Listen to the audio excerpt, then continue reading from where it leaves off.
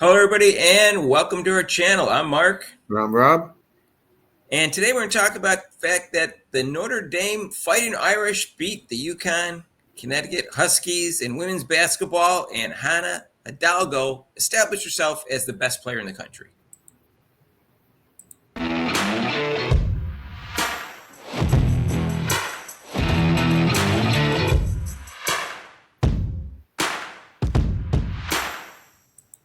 So, hey, if you haven't subscribed to our channel yet, please do so. Hit the notification bell when you do so you get notified of our next videos. So, last night, for the first time this year, Notre Dame and Yukon went head to head, and for the second year in a row, Notre Dame trounced Yukon, and Hanna Hidalgo outplayed Paige Becker for the second year in a row, Rob. Hmm. And do you agree with me that she is now, at least at this moment, the best player in women's basketball, and the Player of the Year award is for hers to lose? Oh yeah, most definitely, Mark. We both predicted that Notre Dame would win. They're playing at home, and Notre Dame plays an up tempo game, and they play really good defense too.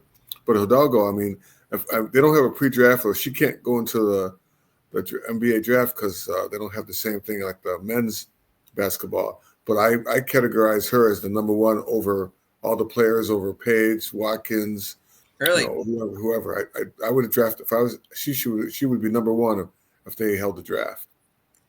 even with her being 5'6". Doesn't matter.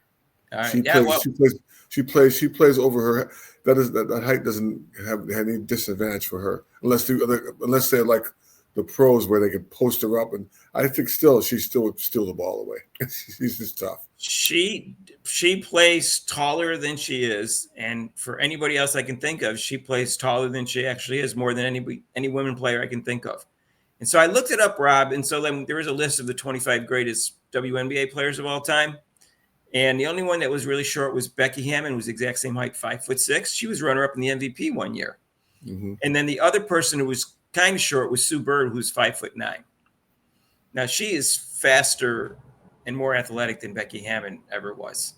Sue Oh, Bird was quick, but she plays tall. I think she'll be great in the WNBA. Whether she'll be as great as if she was, as someone who's 6 foot and has the same exact skills, no, of course not. But I think she'll play great. She plays above her height, and she's good jumping ability, quickness, and speed, and just ferocious. yeah, and again, her love. Her love for the game. She just loves to play basketball. She's she's like one of those. She's like one of those kids. I mean, I could see her. She talked about her dad. I could just see her just out there in the yard. Just the dad like, come in, come on in, Hidalgo. It's 11 o'clock. No, Dad, I want to shoot some more shots. I want to shoot some more shots. Yeah, she's most that type of player. most interesting part about all this is that the media keep pushing Paige Beckers and Juju Watkins is not only the face of the women's basketball, but also is two people that are going to be the greatest players of all time, or would have been the greatest players of all time, according to Elle Duncan, if she hadn't got hurt for Paige Beckers. Right, Other people say that Juju Watkins is going to be the greatest player of all time, and she's Michael Jordan. So the media has been pushing those two players, Rob, and in fact, it's not working, and it never works when it's not organic like that. And and also, it looks like they're not the two best players. They've been pushing right, them as the two best players, and they're not. It looks like Hidalgo is the best player. Now, the season's not over, and they still have some, a lot of season to be played yet, and a lot of tough games yet. But right now, she's outplayed Juju Watkins and Paige Beckers head to head. Both times, right, the numbers are better, right. Exactly. and she's So clutch, and she's also the most exciting player in women's basketball. So not only is she the best player, she's also what I would say is going to end up being the face of women's college basketball this year. Now, I won't know for sure until we see what the television ratings are when she plays and doesn't play against another top guard, or what kind of ratings they get in the NCAA tournament. Caitlin Clark broke a record every round, so it didn't matter who she was playing against. She broke a mhm. record every round last year for all 6 rounds. We'll see what kind of ratings when the NCAA tournament starts, and how far Notre Dame gets. Because we don't know if they're going to win it, but they're certainly going to be competitive, along Right. with Carolina, I UConn, see, obviously I UCLA. see, I see them in the Final Four, Mark. I can see them being in the Final Four, one of the Yeah, teams. I guess, and you got you got South Carolina winning it. So at some point they're going to have to beat South Carolina if someone else does, either in the finals or the semifinals. So it's UCLA knocks off Kent. No, that won't happen. This is the second year in a row that Hanna Hidalgo, as a freshman, outplayed Paige Beckers, who was a senior, but she was really a junior because she missed 1.5 years.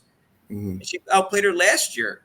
Just last year, Rob, they beat 82-67, and she had 34 points and 10 rebounds and 6 assists, and Paige only had 17 points and 2 rebounds and 2 assists. So she outplayed Paige last year also. So this is the second year in a row she's outplayed Paige. Yeah, almost exact blueprint, and the way they played against them the same way. I mean, with defense and pushing the ball up the court, and she's fearless. She's fearless driving to the basket. She has no problem.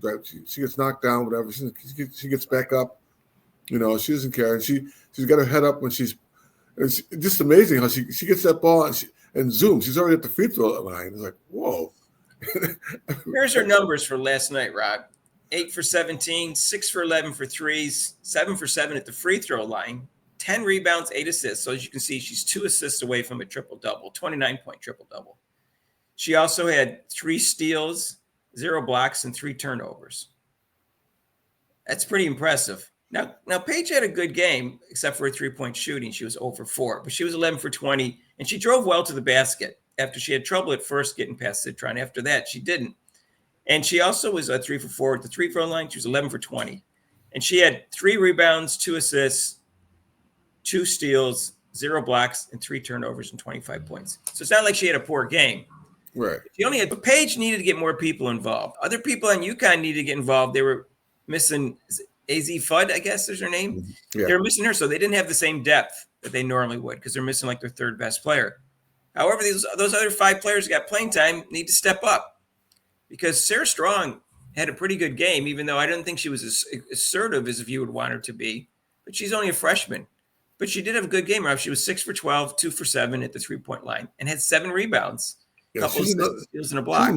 She's another one. I think, like I said, if there was a draft, I had her second. Actually, I had Hidalgo first.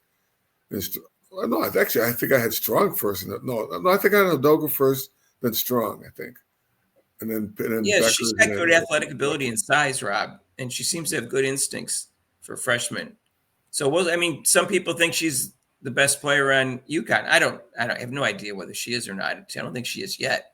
But she may be by the end of the year. So we'll see. Paige needs to be more assertive if she wants to be a truly great player. Mm-hmm. But she was aggressive driving to the basket.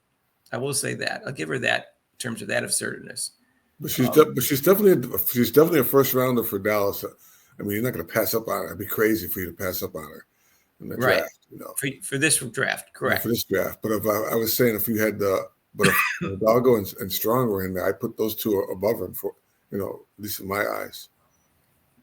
Okay. Well, Olivia Miles rolled her ankle. Yeah. And she was not 100%, but she was fine. She wasn't like hobbling all over the place. But I think she would have contributed more. So that even though UConn was missing Fudd, right. Miles wasn't. It happened early in the game. She ended up scoring 16 points and 6 for 9 and 2 for 4 and 3. Yeah, she was a factor. She was a factor when she came back. Yeah. Yeah, she had 4 rebounds and 3 assists. But it really stood out. You were surprising because she's Citron is considered their third best player, but yesterday it was King. I'm not sure how to pronounce her name, Liatu. She was 8 for 14, and she was hitting from the outside, and she got 16 points and 12 rebounds. So she had a huge game for Fighting Irish. So now it looks like they may have 4 good players, Rob. That bodes well for them in the NCAA tournament. I think it's clear that it's not by a lot, but I think it's clear that she is the best player right now. She's playing the best. Again, I'm not saying she's going to win Player of the Year because we'll see at the end of the year. Everyone's still got to play a lot of tough conference games and then the NCAA tournament. And, you know, it's only one game against one person. But she outplayed both Juju and Paige, and I think she's a better defender than both of them. Oh, yeah. Hands down, yeah. You know, they're both pretty good defenders, Juju Watkins and Paige, but I don't think they're lockdown defenders like Hanna is.